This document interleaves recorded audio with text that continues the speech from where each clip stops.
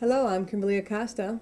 Welcome to the Native News Update. It's Friday, December 31st, and many of the stories you hear here can be found at our website, IndianCountryNews.com. And here's the news for the day from the Associated Press and other Native news sources. New details show a man convicted of sex crimes against children is on the run after taking part in an outdoor Native American ritual, slipping under a fence and simply walking away. The 41-year-old Bruce Franklin Burns escaped custody on December 29th. Now the Kansas Highway Patrol, along with several county sheriff investigators, are setting up checkpoints to try and locate Burns, who was convicted in the 1990s of attempted aggravated indecent liberties with a child. After serving his prison sentence, Burns was remanded to the Leonard State Hospital after being deemed a potentially violent sexual predator. Burns is described as a 5'10" male of American Indian descent with brown eyes, long brown hair, and facial hair. He was last seen wearing a navy blue jacket, khaki pants, black shoes, and a navy blue ski cap. If you see him, authorities warn not to approach him and to instead call the police. Senator Byron Dorgan of North Dakota has released a congressional report describing the Aberdeen area of Indian Health Service as being in chronic state of crisis, stemming from serious mismanagement problems and a lack of oversight. The Aberdeen area serve more than 100,000 Native Americans from 18 tribes in North Dakota, South Dakota, Nebraska, and Iowa. The IHS facilities there have been criticized for years over allegations of mismanagement and substandard services. A memorial service has been held December 30th for Adrienne Martin, the model found dead in the mansion of former Anheuser-Busch CEO August Busch IV 2 weeks ago. Martin, of Native American descent, was 27 years old when she died of unknown causes. The memorial service for Martin was held at South Haven Baptist Church in Springfield, Missouri. Busch was not among the estimated 100 people attending the service, nor was he mentioned during it. Martin's son and other relatives sat in the front row while she was remembered as a gifted artist and dedicated mother.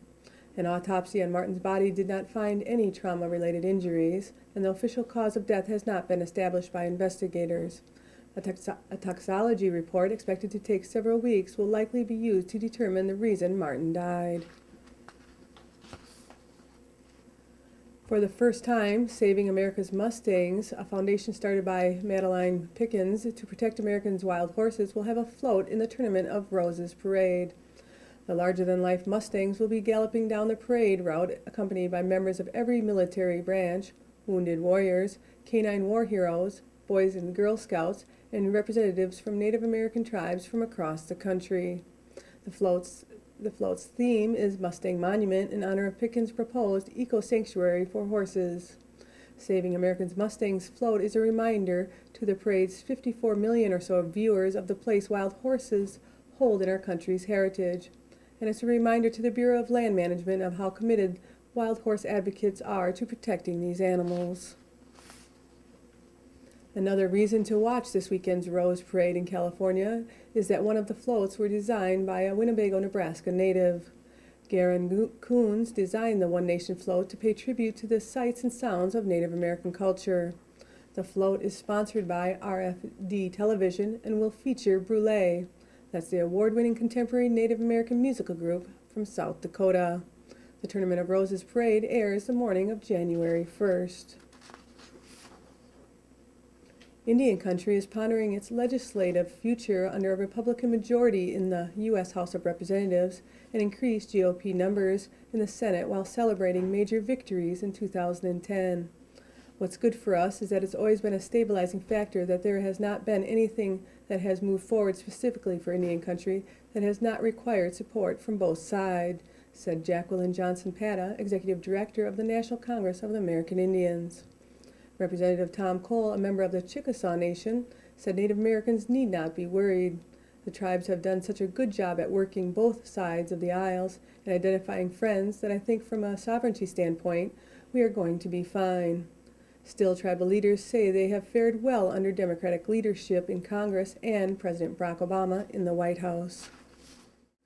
Everyone has their opinion on who the best were in 2010, but Forbes removed those pesky opinions when compiling their list for Hollywood's highest earners for 2010 by boiling things down to simple dollars and cents. Amidst all the high-profile names with hefty bank accounts, Miley Cyrus, the daughter of country singer Billy Ray Cyrus, came in at the 18th spot with an estimated earnings of $48 million. The 18-year-old actress, who is currently working on her latest film, So Undercover, said in a recent interview with TV Guide magazine that she's all about pre-planning spaces in her new home. Miley shared, "I'm part Cherokee and I'd like to do Native American room cleanses. I do this thing once a month where I write down my intentions for the space. Like, my intention is that I can't talk bad about other people or what they're doing, because I definitely don't want that energy in my room." Miley's plans for the new year is to simply make people happy. And that's the latest roundup of news from Indian Country on this edition of the Native News Update. I'd like to thank you for joining me, and I'll see you in the new year.